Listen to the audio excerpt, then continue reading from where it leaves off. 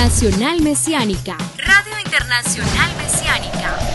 La primera emisora de guerra espiritual para todo el mundo a través de www.radiointernacionalmesiánica.net. Una señal que brilla en medio de las tinieblas. Una señal que brilla en medio de las tinieblas.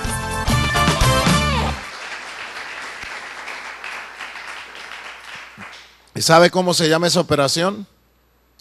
La circuncisión del espíritu. Lo que yo no puedo guardar necesita que el Señor venga y lo circuncide en mi vida. Lo que yo no puedo guardar, que no tengo fuerza, necesito el Espíritu Santo que me ayude. Yo necesité al Espíritu Santo para salir de la droga. Algunos que lo han hecho por mérito propio, los felicito. Pero de todas maneras fue el Espíritu que los ayudó, porque todo lo bueno y todo lo buen nombre procede de arriba. Pero hay gente que tiene fuerza de voluntad para hacer cierta. Hay gente que tiene fuerza de voluntad para trabajar, otras que no. Entonces ahí necesitan que el Espíritu Santo ¿qué? Les ayude. Por eso Pablo dice que el Espíritu Santo nos ayuda en nuestra debilidad. ¿Cuál es tu debilidad? ¿Cuál es tu debilidad? Entonces dile al Espíritu Santo que te ayude ahí en esa debilidad. ¿Por qué estamos hablando del Espíritu Santo? Porque estamos hablando de Shabbat, estamos hablando de los mandamientos y no se pueden guardar mandamientos si no se tiene el Espíritu Santo dentro de la mente y el corazón. Nosotros no somos llamados para infringir la ley porque Yeshua no vino a infringirla. Nosotros somos llamados a ser perdonados por Yeshua. Él nos da una nueva oportunidad y nos manda el Espíritu Santo para poder guardar la Torá como debe de ser.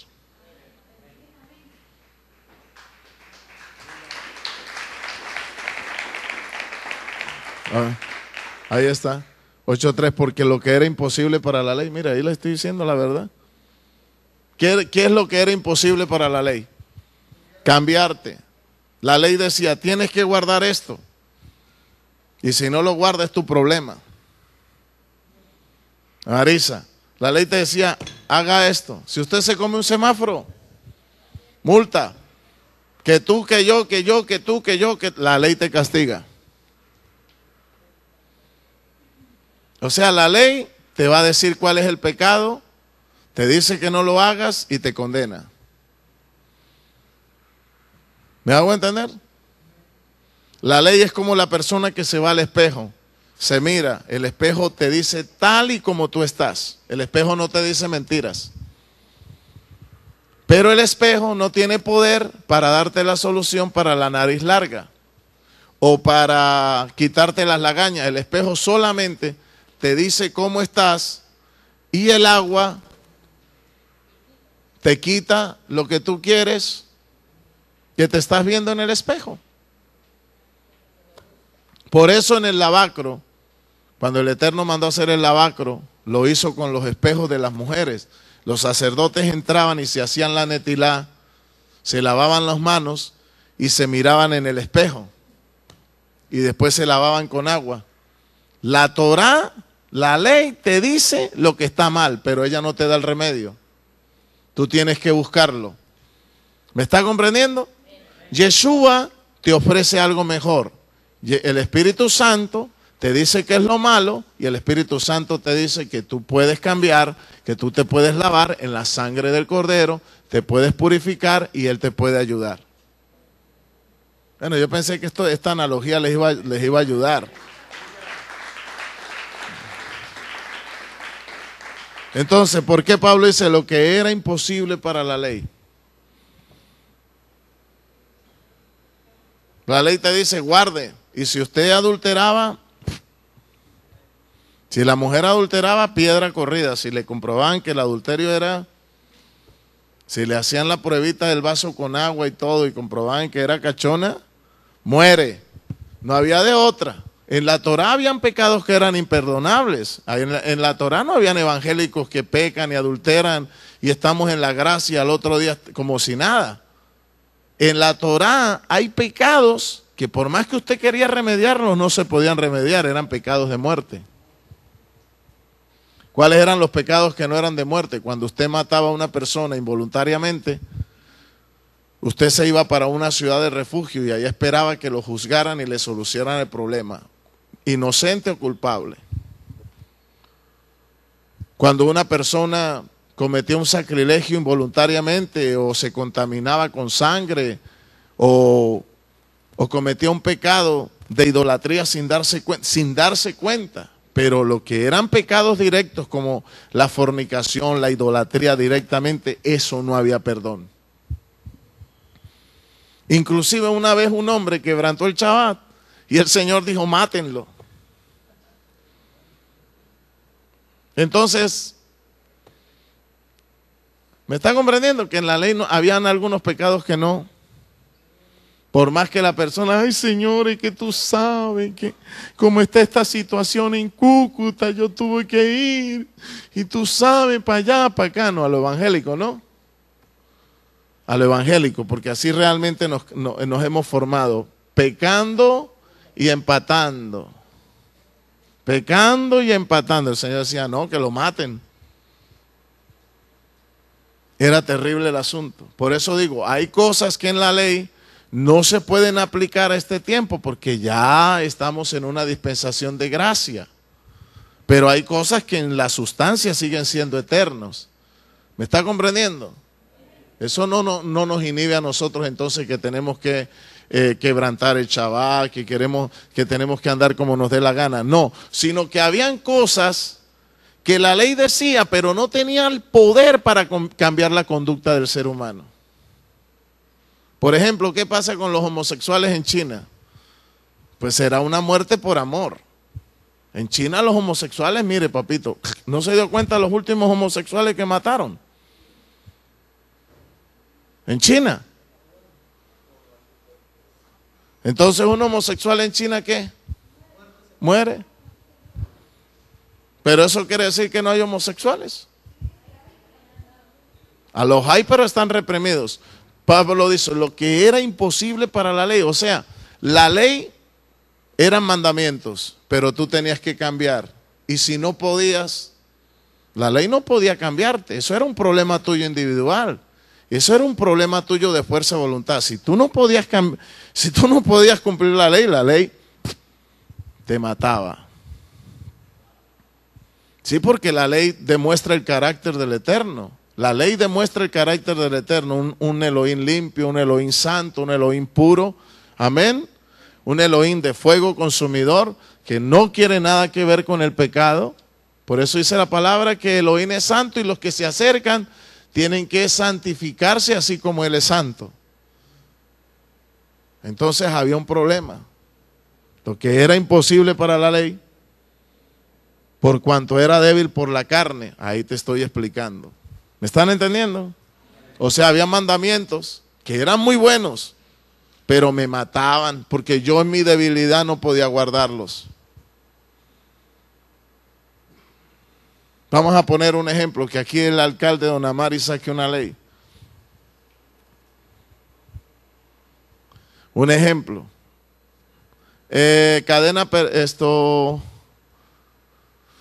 La horca para todo el que es homosexual. Pues muy bueno el mandamiento, muy bueno el mandamiento, muy bueno. Muy bueno el mandamiento, pero sería algo bien difícil, porque tantos homosexuales que hay, ¿cuántos morirían? La ley no es mala. La ley directamente muestra el carácter divino del Eterno, su severidad, su justicia, su santidad. Pero la carne de nosotros es tan débil que se vio condenada con un mandamiento santo y puro, y lo que vino a ser bueno se transformó en una maldición, porque nosotros en nuestra debilidad no podíamos guardar esos mandamientos. ¿Y cuál es nuestra debilidad? Diga conmigo, Yeser Jara, pecado. Nosotros cargamos algo adentro que no nos deja guardar la Torá. Nosotros cargamos adentro algo que es el Yeser Jara, la mala inclinación, pecado, la naturaleza pecaminosa que arrastramos genéticamente de Adán como seres humanos. Entonces, ¿por qué el Mesías se forra en carne? ¿Por qué el Mesías es tentado en todo? Para que en la misma carne nuestra la luz se forró en carne, el verbo se forró en carne, fuera vencido totalmente el pecado. ¿Me hago entender? Fuera derrotado totalmente el pecado y toda la maldición de la ley cayera sobre él. Entonces, en pocas palabras, el Señor, Yeshua le dijo a la ley: ley, caiga sobre mí, toda la justicia caiga sobre mí, todo el juicio carga sobre mí, todas las maldiciones caen sobre mí, la muerte caiga sobre mí. Satanás tiene derecho a llevarme al infierno, pero sucedió algo. Yeshua resucitó, porque murió por nosotros, porque Él nunca infringió la ley.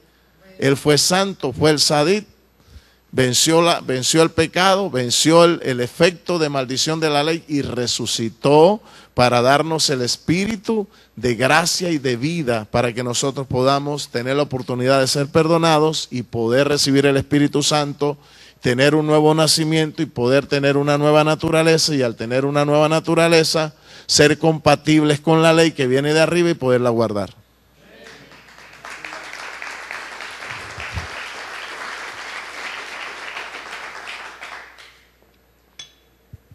Amén. Entonces, si usted quiere cambiar, Yeshua lo perdona, y el que lo cambia, ¿quién es? La ley del Espíritu. ¿Cuándo se dio mi cuenta mi esposa que yo cambié? Cuando le compré una nevera, cuando le compré una lavadora, cuando empecé a pagarle la luz. A mí me decían potileche, porque me pegaba una rumba de 3 días y llegaba con un pote de leche para los niños. Y una vez no llegué con el pote de leche porque me estrellé en el carro y se lo robaron. Borracho. Casi que no llego a la casa, el Eterno me guardó. Porque me tenía para adorarlo, para exaltarlo, para hablar de su justicia, de su amor, de su misericordia. Yo puedo hablar de la misericordia del Eterno porque Él tuvo misericordia de mí. Yo les digo a ustedes, si el Eterno a mí me pudo sacar de la droga, ¿por qué usted no lo va a poder sacar de ese maldito pecado que tiene? Amén. Aquí hay hermanos que no se han casado, cásense. ¿Cuál es el problema que tienen para casarse? ¿Cuál es el problema que tienen todavía para andar enmozados, para andar fornicando, adulterando, emborrachándose? ¿Me hago entender? ¿Cuál es el problema? Así no, al Eterno no le gusta así. ¿Sabes qué estás haciendo ahí? Pisoteando la sangre del Mesías. Pídele perdón al Señor y dile: Espíritu Santo, cambia mi vida, coloca la ley en mi corazón. Y eso es lo que el Eterno habló en el pasado, de que Él iba a traer una ley y le iba a poner en la mente y en el corazón. Y Pablo, como era un rabino, entendió perfectamente a Jeremías 31:31, y a esa operación le llamó Operación Torá del Espíritu. Porque la primera ley, ¿dónde fue escrita? En piedra y en pergaminos. Por eso la primera ley no tuvo tanto poder de cambiar al hombre, sino de acusarlo y condenarlo, porque la ley vino en piedra. Pero dice el Señor: yo les quitaré la piedra, ¿sí o no? Y les daré un corazón de carne, y ahí en ella voy a escribir mis mandamientos para que nunca se aparten de mí. ¿De qué fue lo que hizo el Señor? Quitar el Zohar viejo, ¿no? Acondicionarlo, renovarlo para volverlo a poner en la parte más importante suya, que es el disco duro, los genes, la mente, el alma, el espíritu que usted tiene adentro. Yo no lo puedo cambiar. Yo no le puedo decir nada a usted, ni lo puedo obligar a usted, ni puedo ser un espía ni un policía a ver qué hace usted. Pero ¿de dónde me esconderé de tu presencia?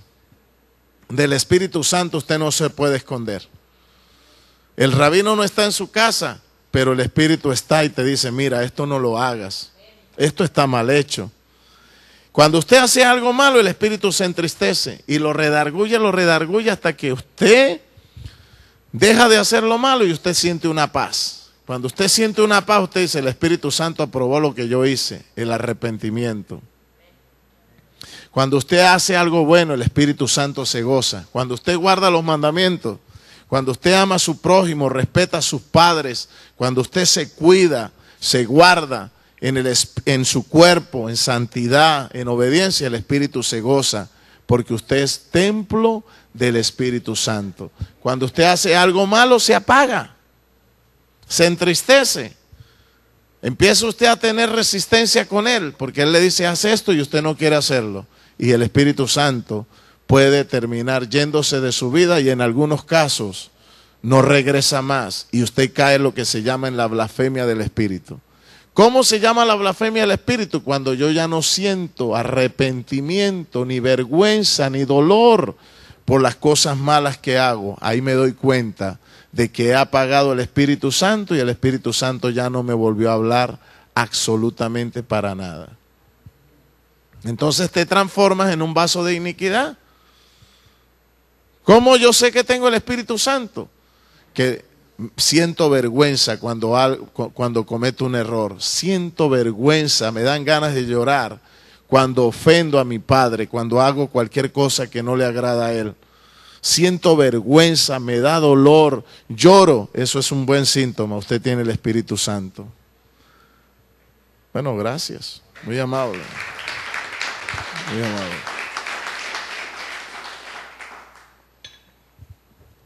Entonces, porque la ley del Espíritu de vida en Yeshua me ha librado de la ley del pecado y de la muerte. O sea que cuando tú tienes el Espíritu Santo, tú guardas Torah. Tú guardas Torah, pero no es una Torah externa, no es una Torah religiosa, no es una Torah ritual, es una Torah espiritual, un cambio de conducta. Y al tener ese cambio de conducta, lo externo no tiene tanta trascendencia. ¿Me hago entender? Lo externo no tiene tanta trascendencia. Pero eso no quiere decir de que tú no vas a amar el ritual o no vas a amar las tradiciones. Sí, tú guardas el Shabbat, tú guardas las fiestas, tú enciendes las luces del Shabbat, tú te comes el jalá, el pan, tú celebras la fiesta, pero eso no es lo que cambia y determina la clase de persona que eres guardando una fiesta. Lo que determina realmente la clase de persona que tú eres es tu relación con el Espíritu Santo. ¿Cuántos le alaban?